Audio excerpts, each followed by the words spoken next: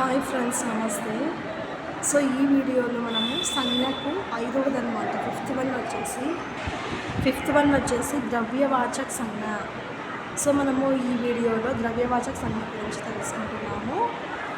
जिससे किसी पदार्थ के द्रव्य का बोध हो उसे द्रव्यवाचक संज्ञा कहते हैं. जिससे किसी पदार्थ के द्रव्य का బోధ అంటే ఒక పదార్థాన్ని మనము కొలుస్తాం కదా, ఒక పదార్థాన్ని. సో దాని ద్రవ్యాన్ని కొలవడం అన్నమాట. దాని గురించి చెప్పేదాన్ని మనము ద్రవ్యవాచక సంజ్ఞ అని అంటాము.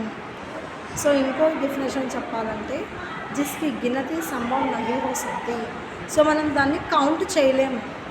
ఫర్ ఎగ్జాంపుల్ బియ్యాన్ని కానీ లేకపోతే జొన్నలు కానీ ఇలాంటివి తీసుకున్నాం అనుకోండి, 1 2 3 అని కౌంట్ చేయలేము.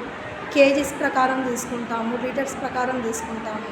సో అలాంటి వాటిని మనము ద్రవ్యవాచక సంజ్ఞ కిందకి ఎగ్జాంపుల్గా చెప్పుకోవచ్చు. సో ద్రవ్యవాచక సంజ్ञ అంటే డెఫినేషను जिससे किसी पदार्थ के द्रव्य का बोध हो उसे द्रव्यवाचक संज्ञा कहते हैं और जिसकी गिनती संभव नहीं हो सकती है. సో ఇప్పుడు ఉదాహరణ చూద్దాము. తేల్, గీ, పెట్రోల్, సోనా, చాందీ, గుస్సా, పానీ, చీనీ, గేహు, దాల్. సో ఇవన్నీ కూడా ద్రవ్యవాచక సంజ్ఞ కిందకి వస్తాయి. తేల్ తీసుకున్నామనుకోండి, ఆయిల్. గీ అంటే నెయ్యి. So petrol. సోనా అంటే చాందీ.